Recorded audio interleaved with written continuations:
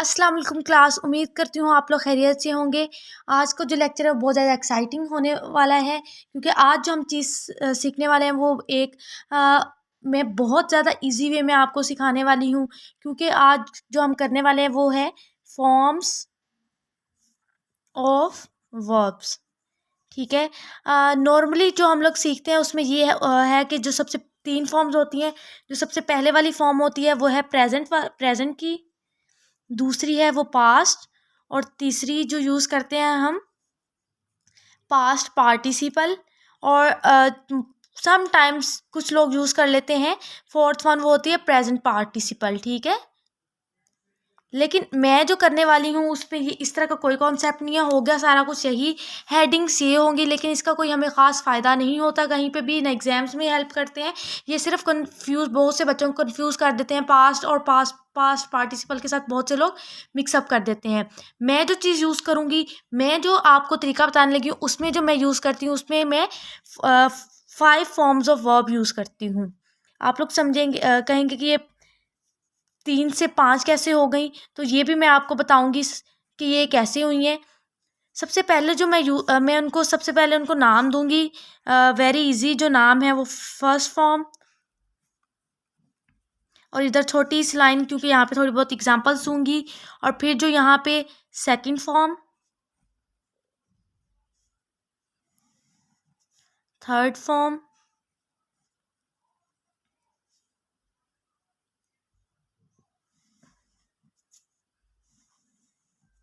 Fourth form,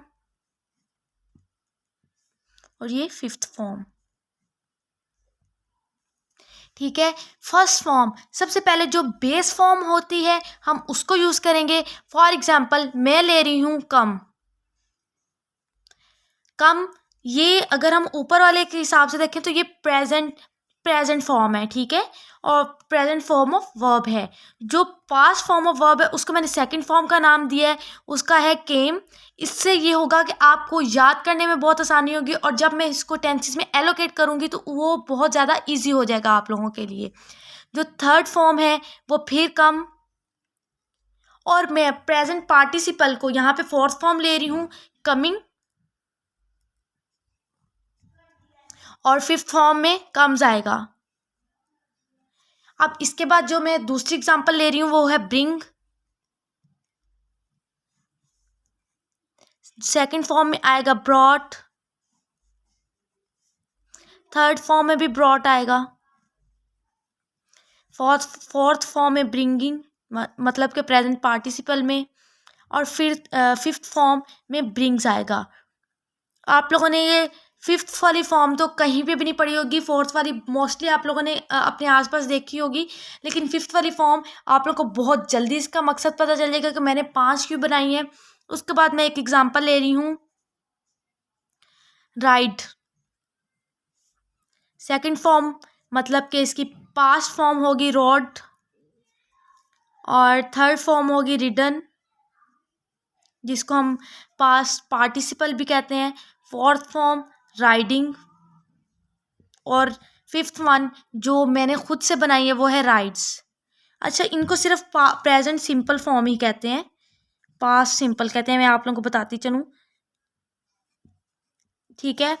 ये मेरे पास 3 examples होंगी। अब इसके बाद मैंने क्यों 5-5 बनाई है वो मैं आपको बताती चलूँ। सबसे पहले हम लोगों ने ये चेक करना है कि हमारे पास टोटल टेंसेस 3 है ना। मैं यहाँ पे एक थोड़ा सा रोड मैप बना दूँ। Past tense, present tense. Guys, आपको मुझसे टेंसेस करने का फ़ायदा ये होगा कि आपकी रिवीजन में ऑलमोस्ट हर वीडियो में आपकी हल्की फुल्की रिवीजन भी होती रहेगी, मतलब कि पीछे का भी ओवरव्यू मिलता रहेगा, जिससे आपकी हर चीज़ ताज़ा ताज़ा रहेगी। मतलब कि पौधों को भी आप पानी लगाते रहें तो वो ताज़ा रहते हैं, तो ना लगाओ तो मुरझा जाते हैं। इसी तरह अगर एक चीज़ की आप प्रैक्टिस और आपको कोई बार बार बताता रहे तो वो फिर ही आपके दिमाग में बैठती है। ठीक है। अब इनके आगे 4-4 टाइप्स हैं, जैसे इंडेफिनेट, इनकी आगे 4-4 हैं, तो उनके अंदर मैंने एलोकेट करनी है। सबसे पहले मैं पास्ट टेंस को ले रही हूँ। पास्ट की जो पहली है, पास्ट टेंस को ले रही हूँ यहाँ पे। इसकी जो पहली है पास्ट इंडेफिनिट टेंस, उसका जो स्ट्रक्चर है, जनरल फॉर्म जो है जिसको हम कहते हैं, वो है सब्जेक्ट, ये सिंपल की मैं बता रही हूँ, सब्जेक्ट प्लस वर्ब की सेकंड फॉर्म। अब आप लोगों को समझ आएगी कि मैंने फर्स्ट सेकंड क्यों लिखा है। इस तरह आपको याद करना बहुत इजी होगा। वर्ब की सेकंड फॉर्म प्लस ऑब्जेक्ट, ये हमारे पास है सिंपल का, ठीक है। उसके बाद मैंने आपको बताया हुआ है कि पास्ट इंडेफिनिट में यूज़ होता है हेल्पिंग वर्ब, लेकिन सिंपल सेंटेंसेस में इसके कोई हेल्पिंग वर्ब यूज़ नहीं होता। किस में होता है? नेगेटिव और इंटेरोगेटिव, या डबल नेगेटिव इंटेरोगेटिव। अब आप लोग कहेंगे ये डबल नेगेटिव इंटेरोगेटिव क्या होता है, ये भी मैं आपको आगे जाके बताऊंगी, ठीक है। इसके बाद जो हम है नेगेटिव लेंगे, उसमें सबसे पहले सब्जेक्ट आएगा, लेकिन आप लोगों को यहाँ मैं साथ साथ बताती चलूँ कि नेगेटिव और इंटेरोगेटिव और डबल इंटेरोगेटिव में वर्ब की फर्स्ट फॉर्म यूज़ होगी, लेकिन उससे पहले हम क्या यूज़ करेंगे? हेल्पिंग वर्ब डिड और प्लस नॉट, फिर वर्ब की फर्स्ट फॉर्म। इसका स्ट्रक्चर बिल्कुल चेंज हो गया हुआ है एज़ कम्पेयर टू सिंपल के। तो ये अब आप लोग देख लें, ये नेगेटिव की है। और उसके बाद हमारे पास है वो इंटेरोगेटिव है। इंटेरोगेटिव में जो हेल्पिंग वर्ब डिड है वो स्टार्ट में आ जाएगा, फिर उसके बाद सब्जेक्ट यूज़ होगा, फिर उसके बाद इसमें भी वर्ब की फर्स्ट फॉर्म यूज़ होगी और प्लस ऑब्जेक्ट।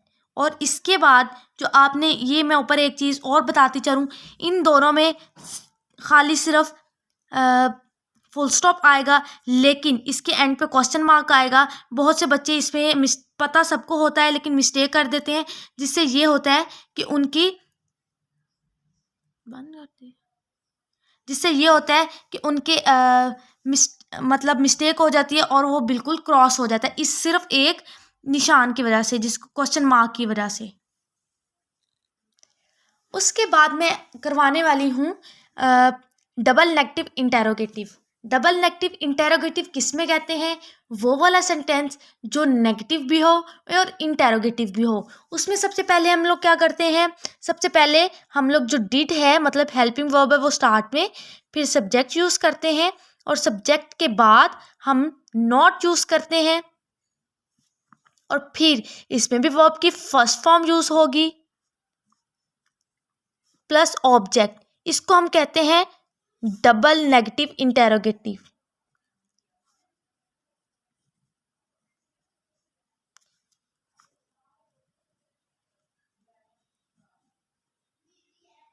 ये सिर्फ और सॉरी, इसके लास्ट पे भी क्वेश्चन मार्क आएगा। अच्छा, इसके बाद एक और भी डबल नेगेटिव इंटेरोगेटिव होते हैं। उसमें क्या होगा? WH क्वेश्चंस वाले होते हैं, लाइक सॉरी, ये नेगेटिव इंटेरोगेटिव है, ये डबल नेगेटिव इंटेरोगेटिव है। इसमें ये होगा कि व्हाट, वाई, लाइक ये जो क्वेश्चनिंग वर्ड्स होते हैं ये पहले आ जाएंगे, फिर उसके बाद डिड यूज़ होगा, फिर सब्जेक्ट यूज़ होगा,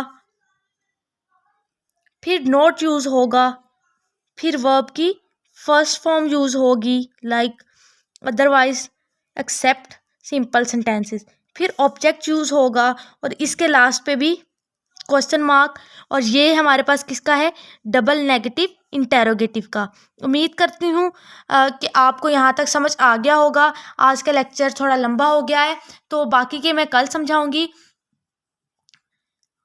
यहाँ तक आपने सिर्फ आज का होमवर्क जो करना है वो ये है कि आपने सिर्फ डबल नेगेटिव इंटेरोगेटिव और इस तरह के मुझे बार बार जुमले उर्दू में लिख के बताने हैं।